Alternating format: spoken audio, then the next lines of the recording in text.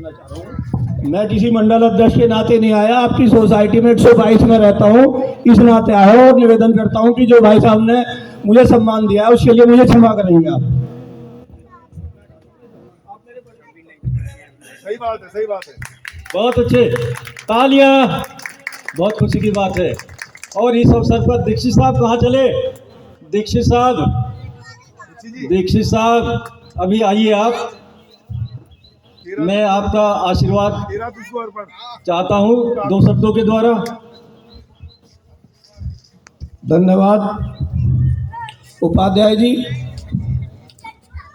आज बड़ी ही पूरे विश्व में और हम जो भारतवासी हैं बड़ी पावन और अमृत मेला है। तो उस अमृत मेला पे आज 15 अगस्त 2022 यानी कि 75 वर्ष हमारे आज़ादी के हुए हैं, जिसे हम अमृत महोत्सव के रूप में मना रहे हैं, यानी डायमंड जुबली।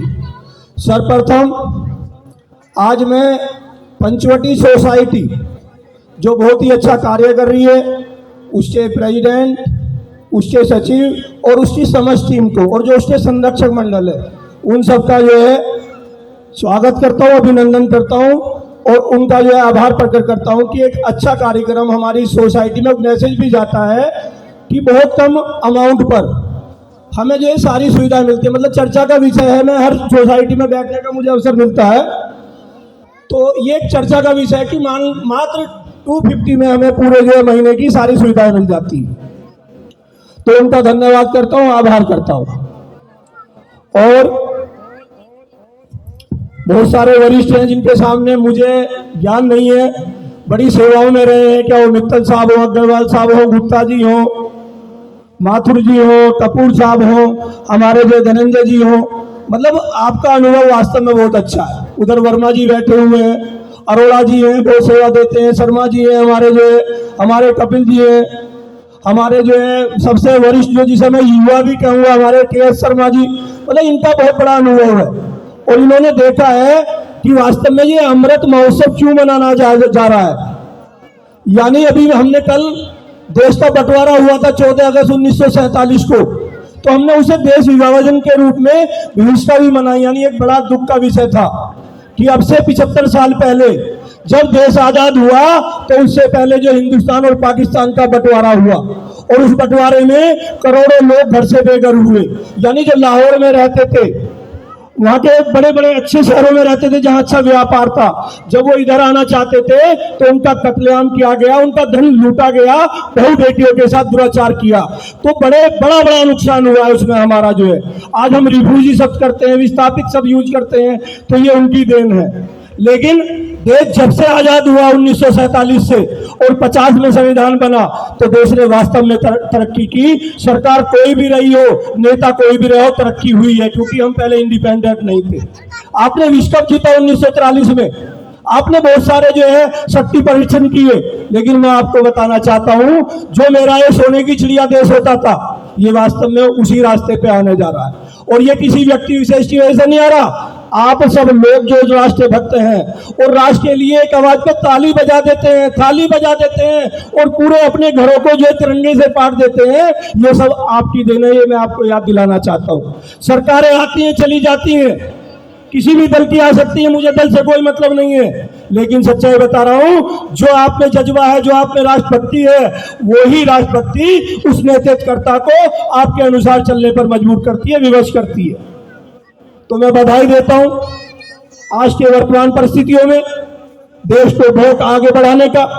आज मेरा युवा बहुत तेजी से बढ़ रहा है, यानी हम पहले खेलों की बात करें तो हम पे गोल्ड मेडल, सिल्वर मेडल तो छोड़ो, हम पे ब्रॉन्ज मेडल भी नहीं आते थे। आपको ध्यान होगा, पढ़े हैं मेरे से बहुत ज्यादा। वर्मा जी बैठे हैं हमारे जो है, आज भी ऊर्जावान है जो वर्मा जी, और मुझे खुशी है कि मेरे पड़ोस में आने जा रहे हैं तो मुझे और ऊर्जा मिलती रहेगी।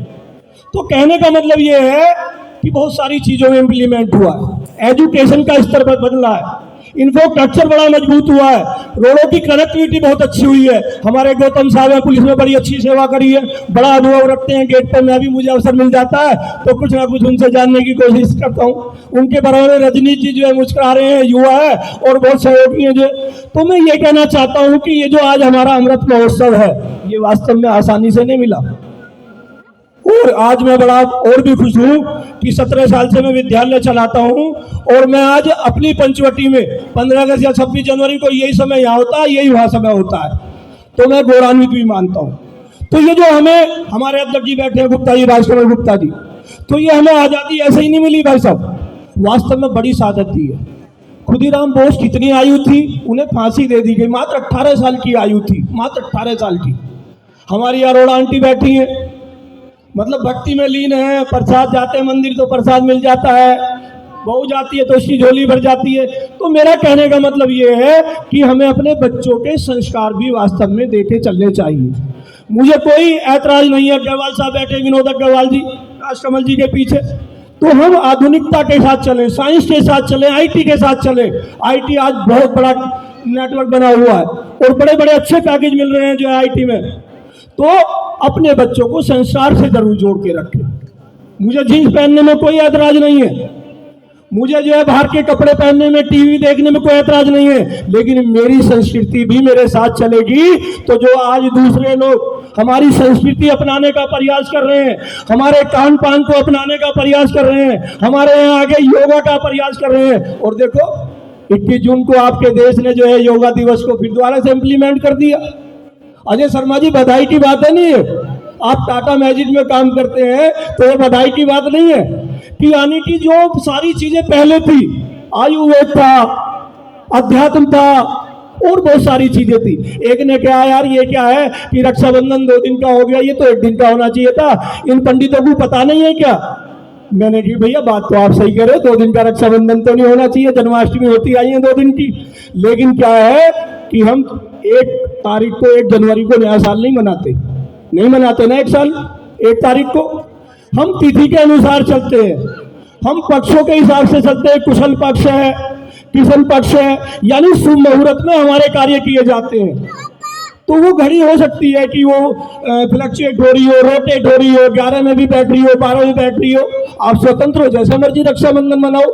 लेकिन अगर हम अच्छे ग्रह नक्षत्र में ये मनाएंगे तो मित्तल साहब अच्छा नहीं लगेगा। आपने भी सेवा दी है काफी, मित्तल साहब जी बैठे हैं, तो हमें मनानी चाहिए जो है, अगर हम तिथियों को मानते हैं। तो मैं ज्यादा समय न लेता हुआ आज 15 अगस्त 1947 को याद करते हुए उन शहीदों को नमन करता हूँ, वंदन करता हूँ, जिन्होंने हमारे देश की आज़ादी के लिए शहादत दी। और ये शहादत आपको भी पता है, मैंने भी पढ़ा, मेरठ का रहने वाला हूँ, आप भी अधिकतर मेरठ के होंगे। विनय पाठक जी बैठे हैं माथुर जी के साथ, और 1857 में मेरठ से ही क्रांति शुरू हुई थी, यानी 90 साल का कार्यकाल इसमें आया। सौरभ शर्मा जी बैठे हैं अरोड़ा जी के बराबर में जो है, यानी 90 वर्ष। तो हमें ये याद है कि 1857 से 1947 तक, उससे पहले भी ये सारी चीजें चली। तो क्या वो शहीद मंगल पांडे हो, राजगुरु सुखदेव, भगत सिंह, सुभाष चंद्र बोस, बिस्मिल्लाह और महात्मा गांधी। जब मैं छोटा था तो मुझे भी महात्मा गांधी बहुत अच्छे नहीं लगते थे, क्योंकि ज्ञान नहीं था। लेकिन जब ज्ञान हुआ और उनका बलिदान देखा कि एक बड़े घराने के बैरिस्टर बनने के बाद विदेश में जिन्होंने शिक्षा ली हो, और वो जो है, और उन्होंने अपने जीवनी में भी लिखा, मैंने पढ़ा है, और आपको अवसर मिले तो उन्होंने सारी चीजें अपनी सच्ची बताई है। अगर उन्होंने जो है वेज भी लिया तो उन्होंने वेज की चर्चा भी की अपने जीवन में स्कूल टाइम में। अगर उन्होंने और भी कोई दुर्व्यसन किया तो उसकी भी चर्चा करी है। लेकिन जब उनका जमीर जागा और उन्हें याद आया कि हम अपने देश में गुलाम हैं, तो वास्तव में गांधी जी महात्मा के ही योग्य थे, बापू के ही योग्य थे। रघुपति राघव राजा राम, पतित पावन सीताराम, ऐसा उन्होंने गीत दिया और शांति को के अहिंसा के हिसाब से उन्होंने बढ़ाया। जैसे हम किसी शादी बारात में जाते हैं, किसी आंदोलन में जाते हैं, तो युवा शक्ति काम करती है। लेकिन अगर हमारे बुजुर्ग, हमारे जो अनुभवी, हमारे आदर्श, हमारे संरक्षक हो, तो उसमें झगड़ा होने से बच जाता है बारात में और शादी में, क्योंकि हम में जोश होता है और इनके पास होश होता है। तो गांधी जी ने होश का काम किया, सुभाष चंद्र बोस जी ने वास्तव में अपना काम किया, भगत सिंह जी ने अलग किया, राजगुरु सुखदेव ने अलग किया, बिस्मिल्लाह जी ने अलग किया, यानी उन्होंने शहादत दी। और आपको और याद दिलाना चाहता हूं, जब देश आजाद हुआ ना ये, तो जिनके आज हम नाम लेते हैं, इनके नाम भी नहीं ले पाते थे। इनका परिवार अपनी आइडेंटिटी छिपा के रहता था। ये कह भी नहीं सकते थे कि मैं शहीद मंगल पांडे का भाई या भतीजा हूं। ये कह भी नहीं पाते थे कि मैं सुभाष चंद्र बोस के परिवार का उसका छोटा या बड़ा भाई हूं। इनकी माँ भी नहीं कह पाती थी कि वो वीर सपूत मेरा है, क्योंकि उस समय मेरे इन शहीदों पर आतंकवादी का ठप्पा लगा हुआ था। पुलिस इन्हें ढूंढ रही थी। यानी सुभाष चंद्र बोस का हमें पता ही नहीं कि उन्होंने अपनी आयु कहाँ पूरी की होगी। मैं ऐसे नेताजी सुभाष चंद्र बोस को सैल्यूट करता हूँ। वास्तव में ये बहुत आसान नहीं है ये आज़ादी। तो मुझे अब भी पता है कि देश की आज़ादी के 40-50 साल तक भी इन शहीदों के परिवार को अपनी आइडेंटिटी छिपा के रखनी पड़ी। झा साहब, अपनी आइडेंटिटी छिपा के रखनी पड़ी। मेरी भी बात हुई है बहुत सारे शहीदों के परिवार वालों से, वो अपनी आइडेंटिटी नहीं बताते थे। ऐसा तो नहीं होना चाहिए। मेरे बराबर में आतंकवाद है, वो पूरा संरक्षण उन आतंकवादियों को देते हैं और कहते हैं कि इसमें हमारा हाथ नहीं है। आर्मी पूरा प्रोटेक्ट करती है। आईएसआई को कौन नहीं जानता है, लेकिन तिल मिलाया पड़ा है। आर्थिक स्थिति अच्छी नहीं है, एक कप प्याली के लिए भी अपील कर रहे हैं कि चाय पीनी छोड़ दो। मेरे यहाँ तो बच्चे इतने पैसे चॉकलेट और टॉफी में बिगाड़ देते हैं। आज देश में जो है कितने करोड़ ध्वज लगे हुए हैं तिरंगे, ये एक सोचने का विषय है। यह कोरोना काल में लोगों को 2-2 राशन मिले हैं, और बधाई है आपकी कि आपने कोई राशन नहीं लिया। आपने अपने यहाँ जो काम करने वाले लोग थे, कर्मचारी थे, मेट थी, उनकी आपने और हेल्प की है। एक मैसेज गया है। सब्सिडी मिलती थी, भ्रष्टाचार होता था, बहुत अंतर आया है। आपका विवेक, आपकी जिम्मेदारी, आपकी सामाजिकता।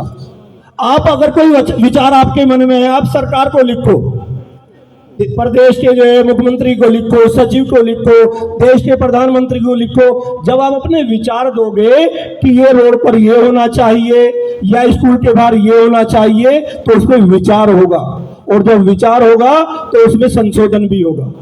मुझे लग रहा है समय का भी अभाव है, ज्यादा बोल गया हूँ, क्योंकि बहुत दिन में आपके बीच में आया हूँ, और 2-3 नारे लगा के जो शुरू में लगाने चाहिए थे बाद में लगा के अपनी बात खत्म करूंगा।